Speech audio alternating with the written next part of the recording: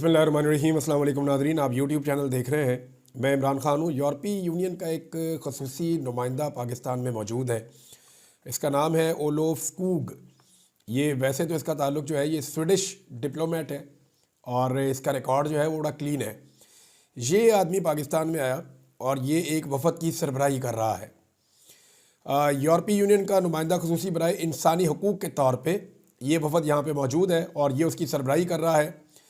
इस बंदे ने मुलाकात की है आर्मी चीफ से, चीफ जस्टिस से, मुख्तलिफ़ वज़रा से, हुकूमत के अहम तरीन ओहदेदारान से, गवर्नमेंट से, सूबाई हुकूमतों से, हर जगह पे ये बंदा मुलाकातें कर रहा है। और एक्चुअली ये लोग पाकिस्तान में एक मिशन पर है।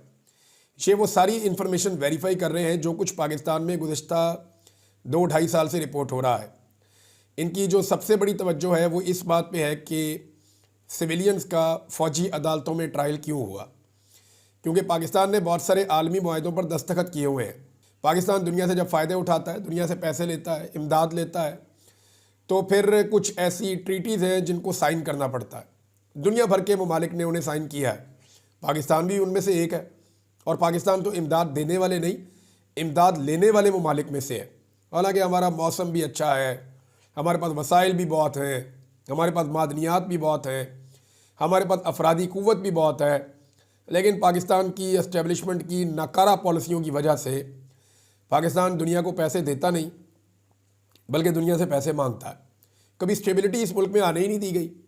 जब भी कभी पाकिस्तान में स्टेबिलिटी आने गई, कोई कोशिश की किसी ने, या थोड़ा सा माहौल स्टेबलाइज हुआ, कोई ना कोई डिक्टेटर आके बैठ गया और उसने बंदूक के ज़ोर के ऊपर पाकिस्तानियों को यरगमाल बना लिया। तो अब सूरत हाल ये है कि ये लोग पाकिस्तान में आए, इन्होंने सारों से मुलाकातें की। अब इनका एक इंटरव्यू है जो छपा है मुख्तलिफ़ अखबारात में, यानी इनके हवाले से ख़बरें अब जो है बहुत सारी अंग्रेज़ी अखबारात के अंदर छप रही हैं, डॉन के अंदर भी, दीगर अखबारात के अंदर भी। तो इन्होंने कुछ चीज़ें बड़ी वजाहत के साथ कह दी हैं जो हुकूमत के लिए मुश्किलात पैदा कर देंगी। अब ये जो चीज़ें जिन पे यहाँ पे मामला देख रहे हैं उनमें एक तो आज़ादी इज़हार राय है, और जब ये आए हुए हैं पाकिस्तान में उन्हीं दिनों में सदर जरदारी ने, कौमी असम्बली ने और सैनट ने एक काला कानून पास कर दिया जिसके ऊपर सहाफ़ी सरापा एहतजाज है।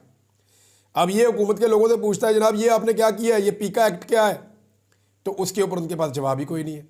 वो बेचारे बगलों में झांकते हैं। यानी इनको टाइमिंग का भी नहीं पता। ऐसे बेशरम और बेवकूफ़ लोग पाकिस्तान पर मुसल्लत हो गए हैं कि इन्हें पता ही नहीं कि कौन सा काम किस वक्त करना और किस तरह करना है। जिस वक्त यूरोपीय यूनियन का खसूसी नुमाइंदा यहाँ पर मौजूद है, उस वक्त ये काला कानून पास कर रहे हैं, क्योंकि इन्हें बहुत जल्दी है। 1 हफ्ते के अंदर अंदर इन्होंने कानून पास किया, किसी से मुशावरत नहीं की, किसी किस्म की डिबेट नहीं हुई, पार्लियामेंट के अंदर बहस नहीं हुई, बस हुक्म आ गया एस्टैब्लिशमेंट का, डंडा आ गया साथ में, कौमी असम्बली भी हो गई, सेनेट भी हो गई और सदर के दस्तखत भी हो गए। अब पीपल्स पार्टी जो है वो अब मुंह पे कालक मलने के बाद, यानी इस कानून को पास करवाने के बाद, अपने मुँह पर कालक मलने के बाद अब बैठी है चौक के अंदर और कह रही है जी हम तो इसके खिलाफ हैं।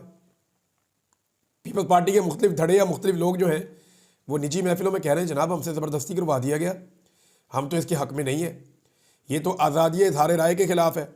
अब इंसानी हकूक़ की खिलाफ वर्जियों का मामला हो, लेकिन स्पेशली जो इनका टारगेट है वो फ़ौजी अदालतों में सिविलियंस के ट्रायल का मामला है। और ये मामला इस वक्त भी सुप्रीम कोर्ट ऑफ पाकिस्तान के आइनी बेंच के अंदर ज़ेर समाअत है। तो अब जून 2025 में इन्होंने एक धमकी लगाई है। अब मैं इसको धमकी इसलिए कह रहा हूँ कि इन्होंने बड़ा साफ साफ कहा कि पाकिस्तान GSP+ स्टेटस के मामले को फॉर ग्रांटेड ले रहा है, कि आप हल्के में ले रहे हैं GSP+ के मामले को। देखिए, पाकिस्तान की किसी भी मुल्क या किसी भी रीजन में इतनी मुनाफा बख्श ट्रेड नहीं है जो पाकिस्तान की यूरोप और अमेरिका के साथ है। चाइना के साथ हम खसारे में ट्रेड करते हैं, इंडिया के साथ हम करते ही नहीं हैं। ये सेंट्रल एशिया की तरफ हमारी ट्रेड जाती नहीं है। ईरान के साथ आप क्या ट्रेड करेंगे, नहीं करते। गल्फ़ के अंदर आप बदनाम हो चुके हैं। तो जो कुछ आपके लोग अपनी साख बचा कर बैठे हैं वो बरतानिया में, अमेरिका में, या कुछ लोग जो हैं वो यूरोपीय यूनियन के अंदर वो ट्रेड करते हैं। वहाँ पे एक GSP+ स्टेटस है आपके पास, जिसकी वजह से आपको बहुत सारी सहूलतें मिलती हैं। अगर वो सहूलतें आपसे चली जाएं तो आपको ये इतना महंगा पड़ जाएगा मामला कि आप फिर वो ट्रेड कर ही नहीं पाएंगे। लिहाजा अब ये आपका ख़तरे में है, क्योंकि जून 2025 में इसके हवाले से रिव्यू होना है और वहाँ पे जो एक मॉनिटरिंग मिशन है ये जून 2025 के अंदर ये इस चीज़ के ऊपर जो रिपोर्ट यहाँ से जाकर देगा उसकी बुनियाद पे वो फैसला करेंगे कि पाकिस्तान को जीएसपी प्लस स्टेटस में रखना या नहीं रखना। और इनकी हरकतें आप चेक करें कि जिस वक्त वो मिशन पाकिस्तान में पहुंचा है, वो यहाँ चेक कर रहे हैं कि आप सही बंदे हैं या नहीं, उसी टाइम पे गंद मारना शुरू किया और लाके काला कानून पास करवा लिया। अब इस काले कानून के हवाले से बाकायदा एस्टेब्लिशमेंट और हुकूमत के लोग, ये मुझे कुछ सहाफ़ियों ने बताया, उन्होंने कहा जी कि मामला ये है कि कुछ सहाफ़ियों को और मीडिया मालिकान को इस बात के ऊपर कायल करने की कोशिश की जा रही है कि ये जो काला कानून हम लेकर आए ये सिर्फ इमरान खान को दबाने के लिए लाए। इमरान खान की जो सोशल मीडिया सपोर्ट है उसको कुचलने का हमारे पास कोई और रास्ता नहीं बचा, इसलिए हम इस लेवल का खौफनाक कानून लेकर आए। आप लोगों को इसमें हम कुछ नहीं कहेंगे, आप बेफिक्र हो जाएं। यानी एक मुल्क और अलग अलग कानून। अगर आप इमरान खान को उसकी बीवी को गाली दे रहे हैं, इमरान खान की बहन को गाली दे रहे हैं या उनके ऊपर आप अटैक कर रहे हैं तो आपके ऊपर कोई कानून नहीं लगेगा। दूसरा, अगर आप जर्नलिस्ट हैं और आप तनकीद कर रहे हैं हुकूमत पे तो आप पे भी कोई कानून नहीं लगेगा, अगर आप वो जर्नलिस्ट हैं जो थोड़ा सा मिलके चलते हैं। लेकिन अगर आप इख्तलाफी आवाज़ बन गए हैं और आप फस्तायत और जुल्म के खिलाफ बात कर रहे हैं और आप खुलकर बोल रहे हैं तो फिर आपको उठा लिया जाएगा और आपके साथ वही किया जाएगा जो इन्होंने प्लान किया हुआ है इस सारे अमल में। बहरहाल ये कानून तो इनको वापस लेना पड़ेगा, आज नहीं लेंगे तो कल लेंगे। अभी जो इन्होंने, मैंने आपको पिछले वीलॉग में कहा था कि डूबते को तिनके का सहारा सही, तो ये अहमद बड़ाइश साहब ने एक खबर दी है और 2016 का एक अखबार निकाला जब डोनाल्ड ट्रंप उस वक्त बना था सदर अमेरिका का, तो एक ओपनिंग डे फाउंडेशन बनी थी, ओपनिंग डे फाउंडेशन। उसके तहत एक चैरिटी हुई थी कि जनाब डोनाल्ड ट्रंप से मुलाकात करवा देंगे, उनके बेटे से मुलाकात हो जाएगी और कोई तस्वीर वस्वीर भी खिंचवा दी जाएगी। तो चैरिटी की गई थी कि पैसे वैसे इकट्ठे किए जाएं, तो फंड रेजिंग हुई थी। तो ये जो ओपनिंग डे फाउंडेशन थी, इसने जो फंड रेजिंग की थी, इसमें को 4 बंदों के नाम आए थे। उनमें जो मेन आदमी था वो जेंट्री बीच था, यही बंदा। 2016 में इसने अमेरिका में ये काम किया और फंड रेजिंग की, पैसा वैसा इकट्ठा किया। और उन दिनों अखबारात के अंदर जो खबरें छपी, ये और भी बहुत सारे अखबारात आ गए मेरे पास, उसमें ट्रंप के दफ्तर के जो स्पोक्स पर्सन है उन्होंने कहा था कि ट्रंप के बेटे या फैमिली का इस फंड रेजिंग से कोई ताल्लुक नहीं है। यानी इनको उस दौर में, इनकी फंड रेजिंग को उस दौर में डोनाल्ड ट्रंप और उनकी फैमिली ने डिसओन कर दिया था। अब ये जो फंड रेजिंग है इससे खुद को उन्होंने उस वक्त अलग कर लिया था। बाद में मालूम हुआ कि उन्होंने डोनाल्ड ट्रंप जूनियर को भी ओपनिंग डे फाउंडेशन के पेपर्स में जाहिर किया था।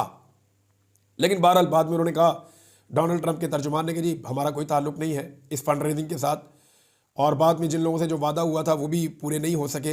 तो पिछली मरतबा जब डोनाल्ड ट्रंप सदर बना तो ये साहब ने अमेरिका के अंदर सरा अपने आप को हाईलाइट किया और चीज़ें हुई वहाँ पे। इस दफ़ा डोनाल्ड ट्रंप सदर बना तो ये बंदा पाकिस्तान में है और यहाँ पे काफ़ी हाईलाइट हुआ। ऐसा लगता है कि हुकूमत को भी इसकी रियलिटी का पता चल गया है। यानी पहले तो अमेरिकन जो एम्बेसी है उसकी तरफ से बाकायदा हकीकत खुल गई, उन्होंने कहा जी हमारा तो इससे कोई ताल्लुक नहीं है। लेकिन हुकूमत जो बेवकूफ़ बन रही थी और आवाम को भी बेवकूफ़ बनाने की कोशिश कर रही थी कि चिट्टी चमड़ी वाला बंदा है, ये बहुत सारे पैसे लेकर आ रहा है, अरबों रुपये पाकिस्तान के अंदर आ रहे हैं, तो इनकी क्या कारोबारी हैसियत है अमेरिका में, उसके बारे में रिपोर्टें आना शुरू हो गई हैं। तो जो ये दावे किए जा रहे हैं कि अरबों डॉलर्स पाकिस्तान में आ जाएंगे, उन डॉलर्स में बज़ाहिर कोई सदाकत नज़र नहीं आती। और दूसरी बात यह है कि ये जो MOU साइन होते हैं ये होते क्या हैं। यानी हम छोटे से होते थे तब से लेकर अब तक मफाहमती याददाश्त पर दस्तखत, यानी मैं जाके किसी के साथ 20 अरब डॉलर का मुआहदा करके आ जाऊं तो मफाहमती याददाश्त पे दस्तखत है ना, मैंने कौन से जेब से पैसे देने कि जी मैं आपके साथ मुस्तकबिल में 10 अरब डॉलर का कारोबार करूंगा, मुस्तकबिल जो आएगा तो देखी जाएगी।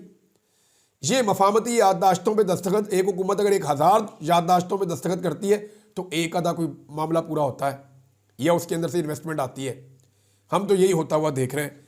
बहरहाल ये MOU साइन कर रहे हैं जिसकी कोई कानूनी हैसियत नहीं है। अब पाकिस्तान के दफ्तर खारजा भी मुकर गया है।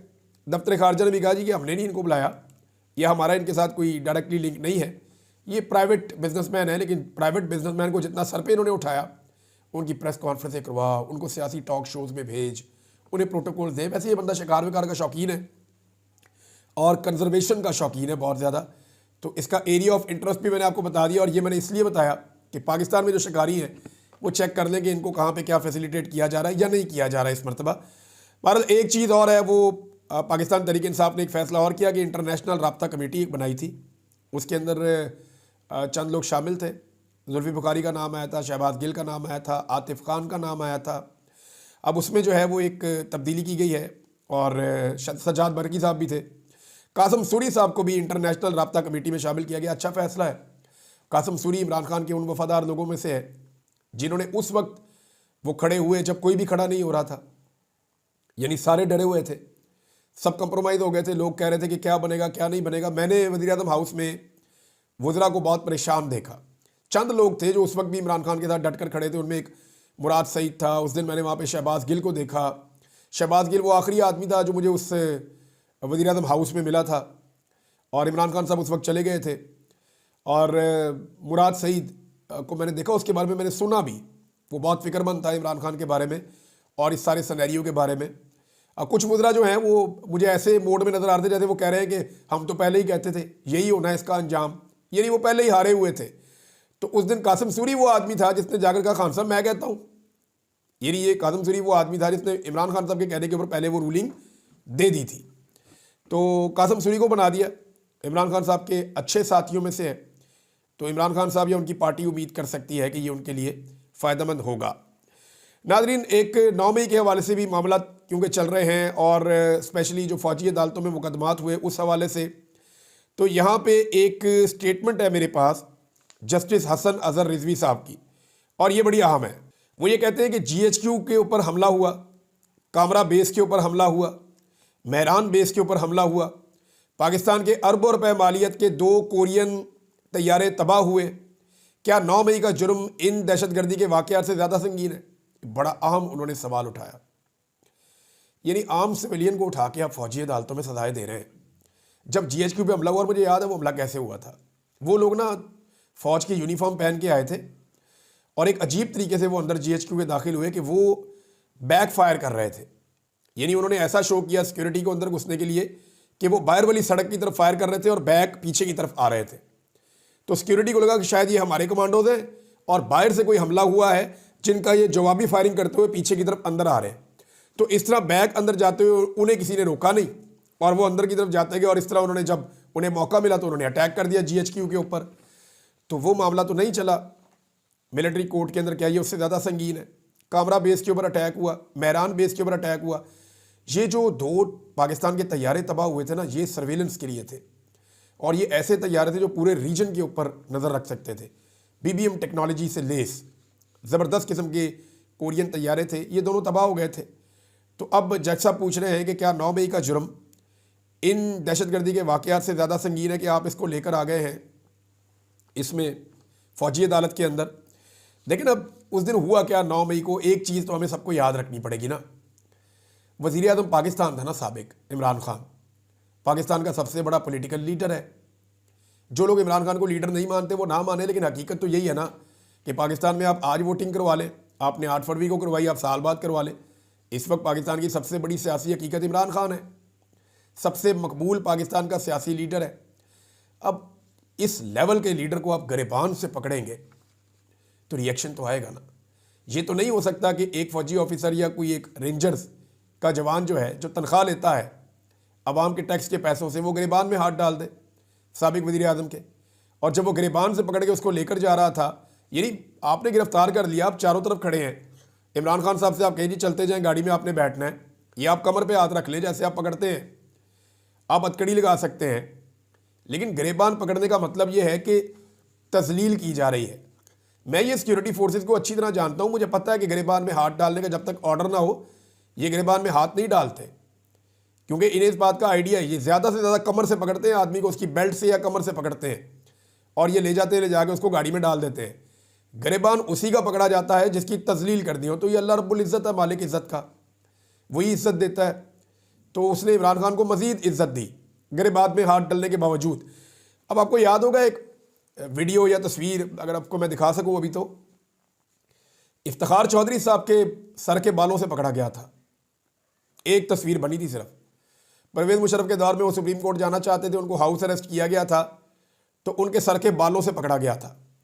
उस एक तस्वीर ने पूरे पाकिस्तान में भौचाल पैदा कर दिया था। वकला की पूरी एक तहरीक जन्म ले चुकी थी, हर जगह पे यही एक तस्वीर नज़र आती थी। और फिर हमने देखा कि परवेज़ मुशर्रफ साहब वकला की इस तहरीक के नतीजे में घुटनों पर आ गए थे। तो वो तो एक डिक्टेटर था। तो यहाँ पे भी एक तस्वीर, एक वीडियो आई कि जहाँ इमरान खान का गिरबान पकड़ा गया, और ये वीडियो जानबूझकर बनवाई गई थी। जानबूझकर बनवा कर इस वीडियो को पेस्ट करवाया गया ताकि इमरान खान की तजलील की जाए कि देखो अवाम इसके साथ खड़ी है। काफ़ी दिनों से इसको गिरफ्तार नहीं होने दे रहे थे, कई मौक़ों पे इसे गिरफ्तार करने की कोशिश की गई, लेकिन देखो बिल आखिर हम इसको गिरबान से पकड़ के घसीट कर लेकर जा रहे हैं। तो उसका रिएक्शन तो आना था। बदकिस्मती से जो रिएक्शन आया, उसके बाद अब जो फ़ौजी अदालतों वाला मामला है ये पाकिस्तानियों के गले पड़ा हुआ है। देखिए, अगर पाबंदी लगेगी तो नुकसान तो पाकिस्तान का होगा, ना गिरबान से पकड़ने वालों का नुकसान होगा, ना फ़ौजी अदालतों का शौक पूरा करने वालों को नुकसान होगा, ना पाकिस्तान की एस्टेब्लिशमेंट का, ना पाकिस्तान की हुकूमत का, किसी का नुकसान नहीं होगा।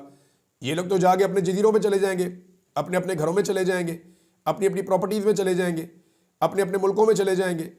लेकिन मामला यह है कि नुकसान तो एक आम पाकिस्तानी का होगा, उस ताजर का होगा जो बेचारा काम कर रहा है, उस मजदूर का होगा जो बेचारा दिन रात मेहनत कर रहा है और पाकिस्तान के अंदर इन बुरे हालात के अंदर भी काम करने की कोशिश कर रहा है।